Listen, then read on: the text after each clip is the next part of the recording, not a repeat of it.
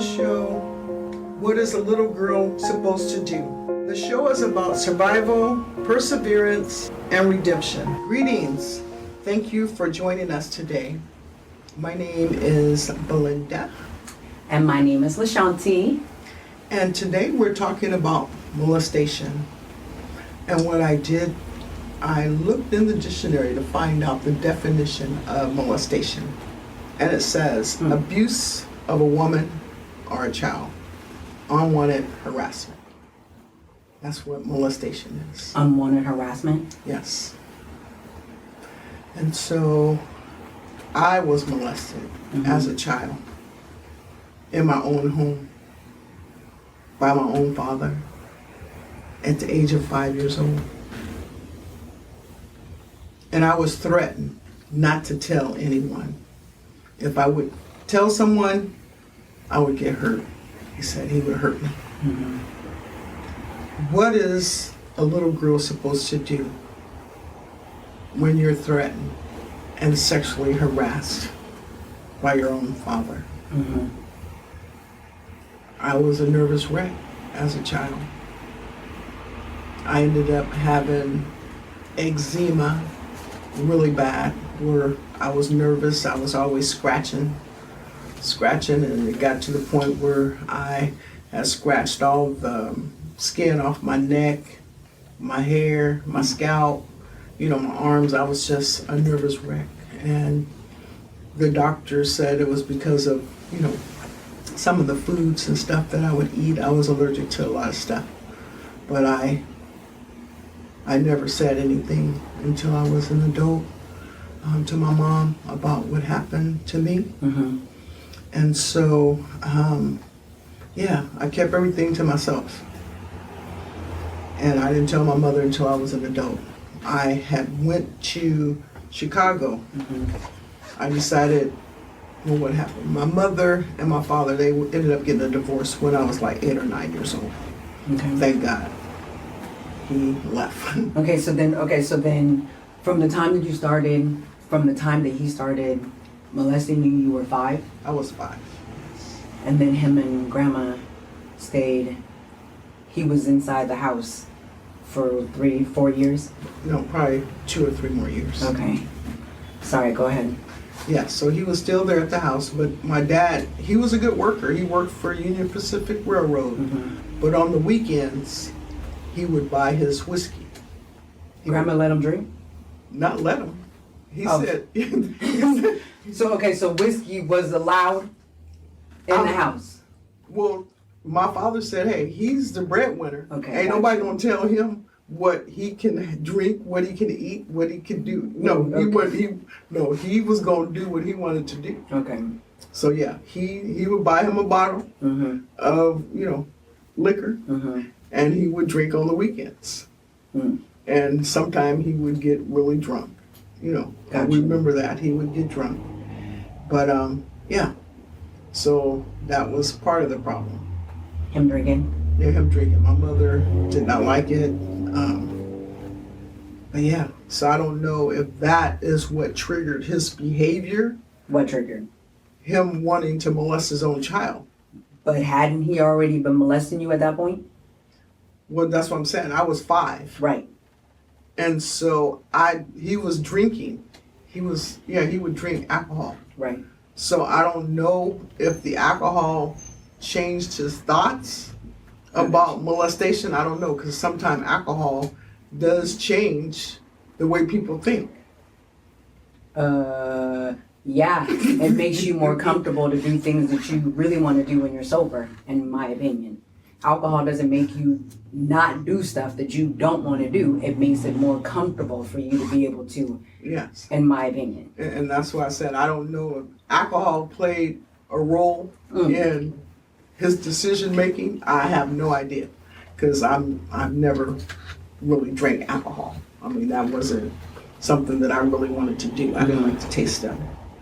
And so, well, your daughter, on the other hand, so she liked the taste of alcohol. All right, that's okay. Absolutely. As long as you keep everything under control, Absolutely. that's all that matters. 21. Yeah. And so I kept everything to myself. I never told my mom until I was an adult. And so what happened was they got a divorce when I was 8 or 9 years old. And so he moved to Chicago, my dad, because that's where the rest of his siblings were. The majority of them, they lived in Chicago. Okay, so your dad was the only one here in Portland, Oregon that was in his family. Yes. Okay. Yes. Everybody else was in Chicago. Got you. So my dad moved back there, and there was no contact with him. I mean, no one kept in contact with him. Okay. And so when I was 17 years old, I said, I want to go to Chicago so I can meet my other side of my family. I want to meet my dad's family and, see how everything go. So, because I was 5 when he did those things, but I went to Chicago, and he described what he looked like and what he was going to wear, because I didn't know what he was going to look like. That was 12 years later. I got you. Okay. So I met him at the airport, and when I saw him, I knew who he was right then. He was tall. He was like 6'4", 6'5", and I knew who he was. So we met, and he gave me a big hug and everything. And so there was no mention of what had went on when I was 5 years old. Until later on that night, because where my dad slept, he lived with his aunts, his older aunts. They slept downstairs, and my dad had a room upstairs. It was a big loft, where it was long up there. There was 2 beds up there. My dad slept in one bed, and I slept in the other bed. But in the middle of the night, in the middle of the night, it was like 2 or 3 o'clock in the morning. My dad wakes up, and he says, "Girl," and I'm like, "What?" He said, "Come on over here to my bed." Come on over here to my bed? Yeah, he said, "Come on over here to my bed." He said, I want to ask you something.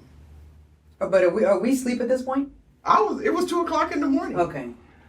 Yeah, he wake you up? He woke me up. He said, "Girl, I want to talk to you." He said, "Come on over here to my bed. Sit right here." And I'm like, "Okay." And so I'm a little nervous because last time I seen him, when I was 5, that I can remember. I was 5. And so I sat at the end of his bed, and he just sat there and stared at me, looked me in the eye. And I told him, as he was looking at me, I told him, I said, "Dad," I said, "I remember what you did when I was 5 years old." He said, "Okay." Okay. He said, "Okay, girl." I said, "Yeah, I remember what you did. I remember everything." He said, "Okay." Okay. Yeah, he said, "Okay."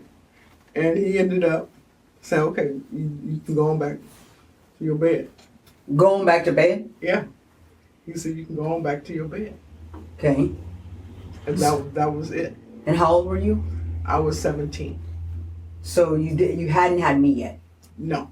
So you went back to Chicago alone? Alone. To visit him and my dad. And my relatives, because all of his siblings lived there. So yeah, I was the first one out of the family, mainly the first one, to go back and to visit with my father and my other relatives that live in Chicago. Okay, so in your mind, you wasn't thinking, like, this man has touched me and done the things that he's done. It didn't make you, like, leery or make you, like, or were you trying to, you know what I mean? By him being somebody that did that to you. And yes, you're thinking of the thoughts of, this is my dad. Yes. This is biological, my father. Then he shot at grandma, or you and grandma. I remember you said that. Well, he shot in the window when my mother was, she had my younger sister. Cookie. She was only like 6 months old. Okay. She was like 6 months old. He shot in the window because my mother had separated from him. Okay, grandma, so she was like, okay, I don't want to. Okay. Yeah, she had separated from him, and he came to the house, he wanted my 2 older brothers to go with him. Okay. Uncle Johnny and Uncle. Okay. Yeah, so yeah, he shot inside the house at my mom, and thank God she heard the Holy Spirit tell her to move down so she's even with the couch that was across the big picture window. Because she had my sister on her shoulder. Yeah. And so she moved down, and next thing she know, it was a blast through the window, big picture window. It shattered the wall. It was a sawed-off shotgun that he had shot through the window, and then he jumped in the car with my brothers and went down to my uncle's house.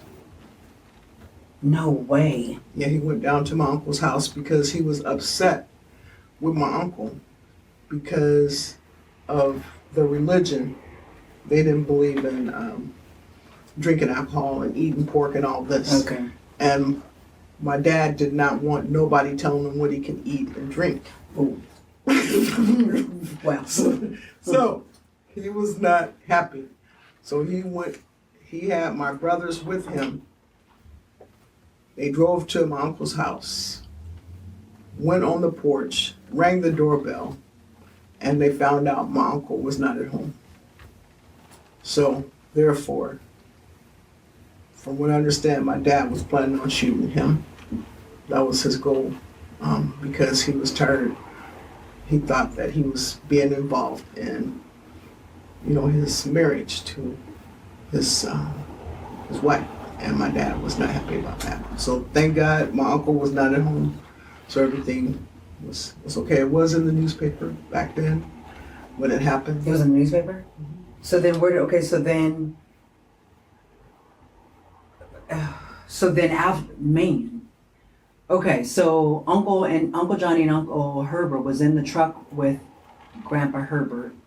And then from there, he went back to Chicago? Yes. So Grandma and him they didn't get back together? No. Okay, so then he was in Chicago? Yes, and with then siblings. Okay. And so that's when I decided to go to Chicago. To Chicago, by yourself? By myself, to visit him and the rest of my family, because I had never met any of them. Right. So I wanted to, know who my relatives were. Right. So I went back there when I was 17. And that's when he asked me, no, he didn't ask me, he just looked at me. He told me to come sit on his bed. Right. Okay, so that's what I did. I got you. And so, yeah, that's how that happened. You were 17? I was 17. Okay. And then you left from Chicago at 17. And then did you go back? I came back to Portland. And then at that time, shortly after that, I was 18, 19. I ended up meeting your father. Okay. And me and him got married, had 2 beautiful children. Well, at the time, only had 1. Me? Yeah, I had you. And I went back to Chicago to visit. I went back to Chicago to get away from your father when you were 6 months old, because he was still being abusive to me. Okay. So he was acting crazy. Yeah, he was acting crazy. So I decided to go to Chicago to get away. So you was going there, you was going to Chicago to move, to basically relocate. Yes. To get away from my dad. That was the plan. Okay. Yes. Okay. So after I got to Chicago and I stayed with my dad, and that's when there was my aunts, they were there. It was 2 older women. And they would go to church on Sunday. Okay. And so this particular Sunday, I was there with my dad at the house, me and you and him. Well, he was drinking. He was drinking his whiskey. And so he comes downstairs. I'm breastfeeding you on the couch. And he's sitting there staring at me. Staring at me, breastfeeding you. Then he started begging. What do you mean start begging? Because first of all, okay, I'm like, okay, so he was looking like this is my daughter, like help. I mean, looking like what? Because you know that there's a difference, obviously, looking versus looking. Yeah, he was begging. He was begging, begging for what? He wanted to breastfeed me too. Yes. No way. Yes. Your dad asked you to what? He wanted to suck on my. Your dad asked you to suck on your breast? Yes, he did. He did. He was begging. He was begging? Yeah. He wanted to do that, and I kept on saying, "No, Dad." I said, "You're my father. I mean, you're my father. Out of all these women in the world, why are you asking your own daughter, your own flesh and blood?" He said, "Because there's just something about you. You're just so special to me." And I told him, I said, "You sick." I said, "You're a sick man." And he looked at me and he said, I'm gonna go upstairs and get my rifle. I said, "What?" He said, "Yeah, I'm gonna go up there and get my rifle." He said, "'Cause you talking crazy." And I was so nervous, and so I tried to call our aunt. She lived like across the way through the alleyway, Aunt Flora. I tried calling. I told Dad, I said, "Well, I got to get out of here." And he was going upstairs to get his rifle. And I tried to call, and he grabbed the phone, so I couldn't call. But once he went upstairs to get his rifle, I ended up dashing out of the house to my aunt's house. Me and you. He was running with me. Yes, I had you. You was only 6 months old. I had you. And I went to my aunt's house and I told her what happened. I said, "Auntie," I said, "my dad, he was acting up. He was, asking me for favors." And she was like, "Well, he been drinking. And I got to thinking, I was like, they didn't know about what he did when I was younger. And I was like, well, I'm thinking to myself, no, it ain't just drinking. I said, so no, I'm not gonna stay here any longer. Right. So I said, I need to go back to Portland. I need to go back. Because I can't stay here. I was frightened. Right. So they made it a way so I could go back home. I was able to come back to Portland. I left. But yeah, I was so scared. I was very scared. And I mean, for one to even sit here and even be thinking of the fact that you're having this conversation with your biological father, and I had this experience, and we're sitting here talking, you're not even acting like what you even did was wrong. Yeah. Yeah. Okay, so then, but at this point, I mean, you've had the situation happen with your biological father, and then you have this situation the situation happen with your stepfather. Yes. Yes. Okay. And that all started when I was 10. Okay.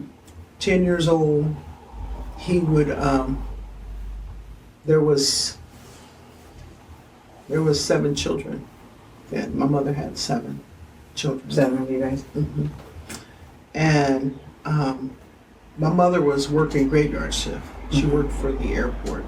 She worked graveyard shift, and so what he would do is he would come to my room and put money under my pillow.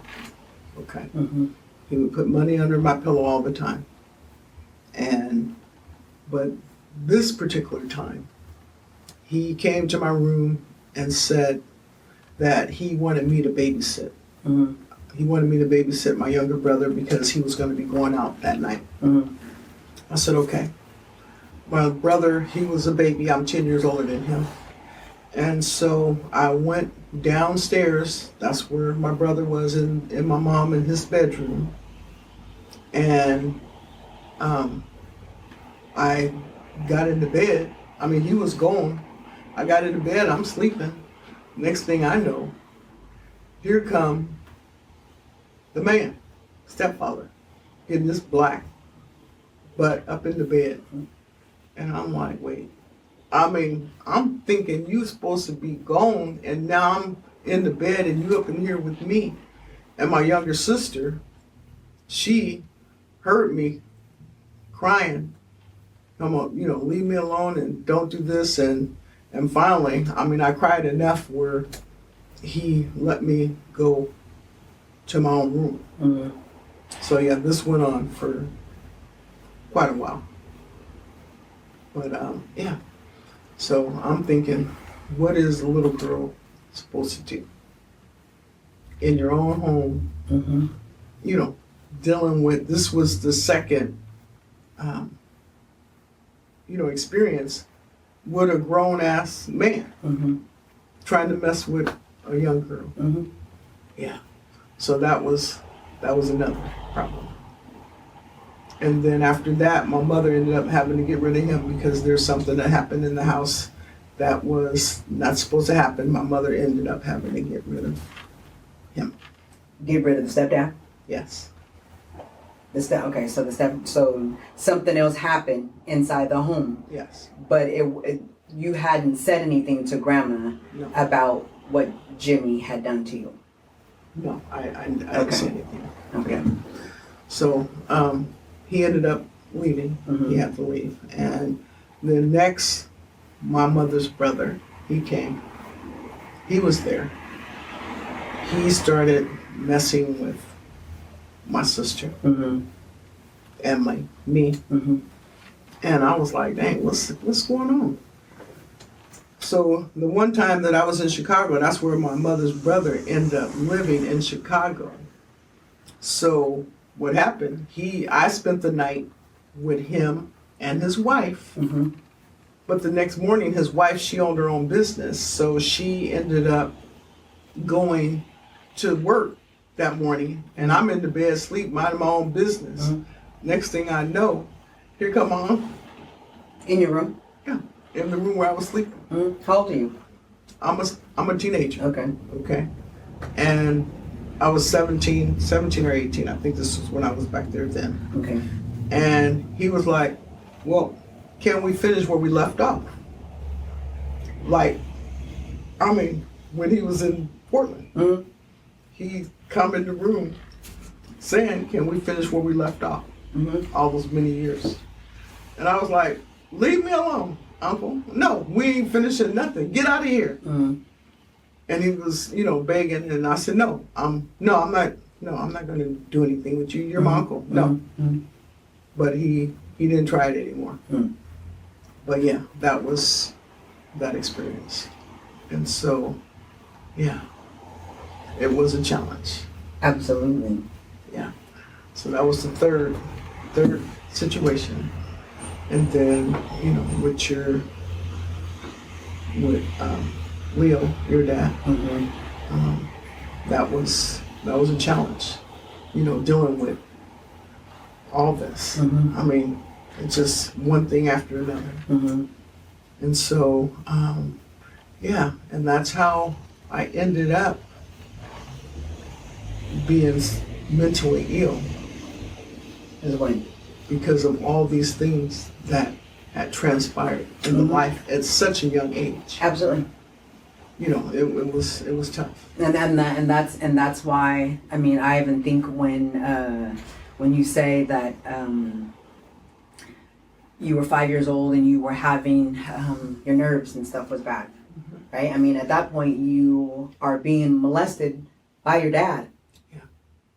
So I mean, it would make a little bit more. I mean, it would make sense if your nerves is bad and you're itching. At this point, you're being violated by your father, right? Yes. Okay, so then that makes sense where the itching and all that stuff comes from. Of course. And the one thing that in my experience of being molested, it is always that person that is close, they're in close proximity of the child. Is either a family member or it's a family friend. It's the person who you feel you could trust.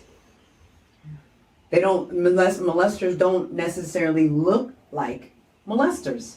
Yeah. They don't look like molesters. I've even learned too, people that have been molested like myself, I'm either going to be a victim of being molested or I'm going to be a molestor myself. I'm going to molest other children or I'm going to remain a victim of being molested. And my times of being molested, I know that it started with me when I was, when you was together with Kevin. When you was together with Kevin, and I want to say I remember his name, and when we would go over there for some odd reason, he wanted me to sit on his lap. And then I remember I used to tell you, Mom, I don't want to sit on this man's lap. It's weird that he's even asking me to, and I don't know him. And I would say, Mom, I don't want to sit on his lap. Mom, I don't want to sit on his lap. And then you would just say, Shanti, just go over there and sit on his lap. And so at the table where we're supposed to be eating, he was rubbing on my nana. And so I'm looking at you, I'm looking at my dad, stepdad at the time. Like, this man is rubbing me underneath the table. And so even to think about how I'm looking at you guys to try to show you guys like I'm dealing with this situation that's not okay, you guys obviously didn't pick up what I was saying. Yes. And so that was Max. And then I want to say that after he must became comfortable with that, because it ended up being every time we went over to that house, if he's there, he's rubbing my nana underneath the table. Then there was the time that he was supposed to have been showing me these sculptures or these artifacts or something. And then he was like, give me a kiss. And I remember he put his thick tongue in my mouth. So I'm assuming that was supposed to have been a French kiss. And then I remember my dad, Kevin, came upstairs. And then I remember him like pushing me away. You know what I mean? Like, get over there. And before Kevin was coming all the way upstairs, he was like, you better not say anything. Better not say anything. Because what you did was bad. What you did was bad. He told me what I did was bad.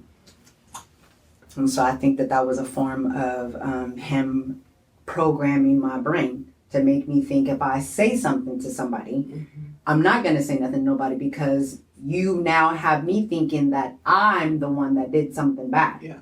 And it wasn't me. You're right. So that was my first experience. I mean, there's been a handful of times within that time, like I said, from family, family friends that are babysitting you,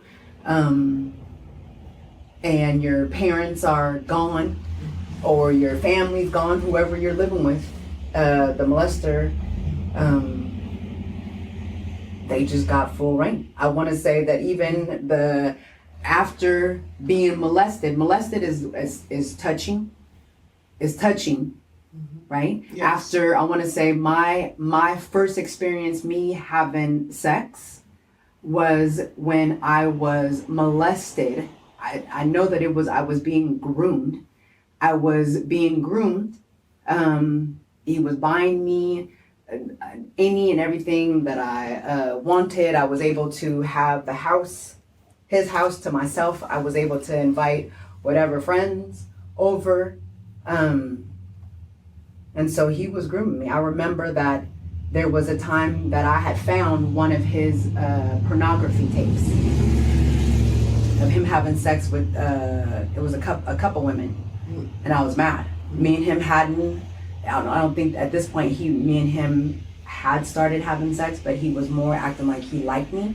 And so by me seeing these videos of these people, these women that you were having sex with, you can't care about me the way that you're saying you care about me, because I wouldn't be seeing this video of this woman. So he called you and we was at his house, me and you and him. We were sitting at his house and he was like, Belinda, I want you to know that LaShonti, she's more than welcome to come over here anytime she wants to.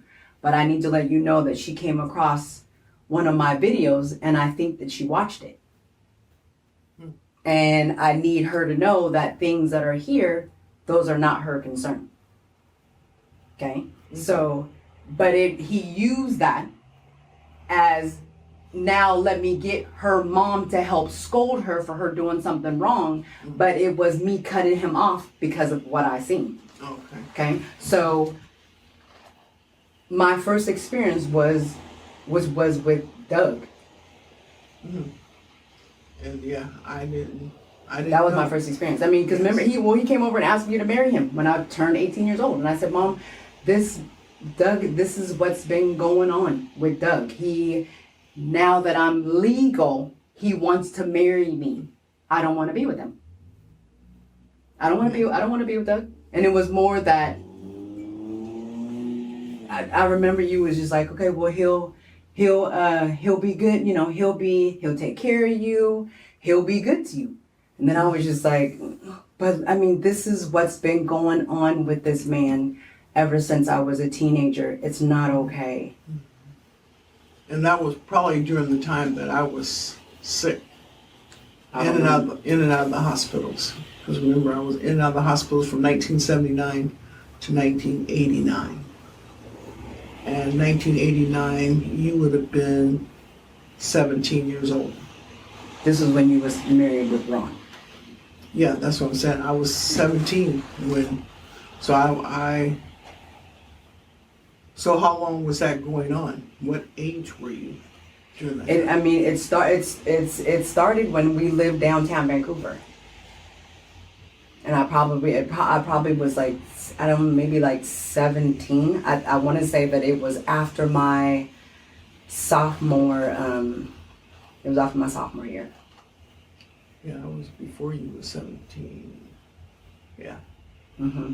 Yeah, that's what I was saying. It started when I was like 15, 16. Okay. Yeah. And that's what I was saying. During that time, I was in and out of the hospitals. If it happened in 1979, that's when I first started getting sick. In 1979, you were 1979, I was 7. 7 years old. Mm-hmm. And then 1989, you was almost 17. So that's what I'm saying. This thing that was going on with Doug, that was during the time I was sick, and that's why I wasn't aware of all the stuff that was going on during that time. Right. Well, I didn't tell you until Doug came over. When Doug came over and he presented that ring to me, and he had that truck outside, and he was like, LaShonti, I told you that when you turned 18 years old, I wanted to marry you, and that I love you. And I was there at the house with some friends, and when he came there, and I said, this has never been okay. This has never been okay. What you did to me during the time that you did, I was way too young for you. Yes. I was way too young for him. And so Undyne was really the one that really called it out when she said, LaShonti, I think something's going on with you and that man.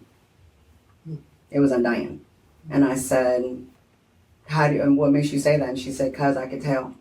I could tell the way you are with him.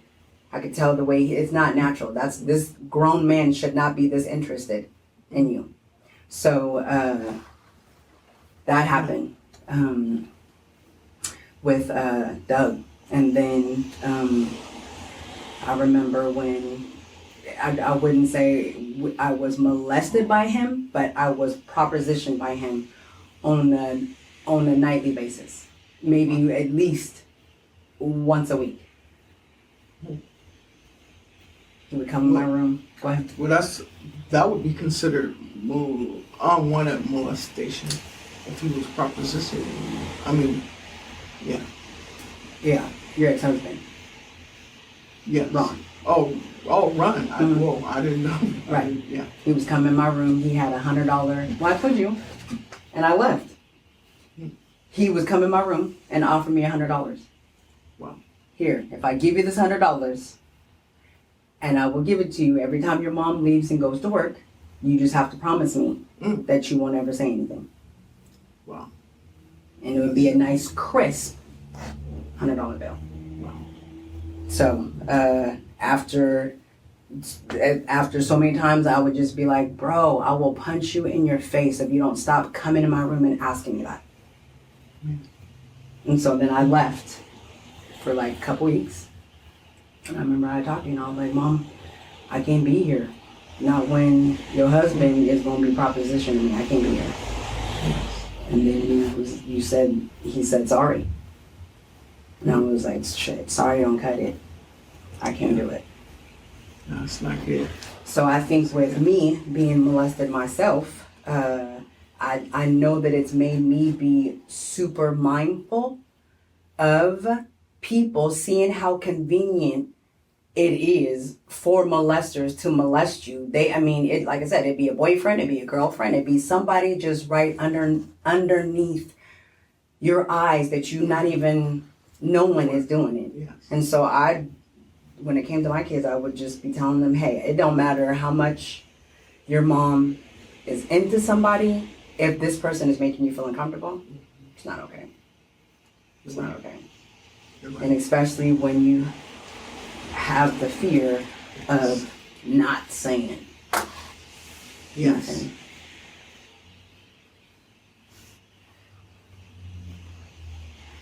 Right. Okay, good. All right. All right. So, what I have to say about molestation, that's another thing. We need to talk. Mm-hmm. We need to say something. No more family secrets, because that will destroy the individual that is going through this, not wanting to say anything or to get somebody in trouble. We have to talk.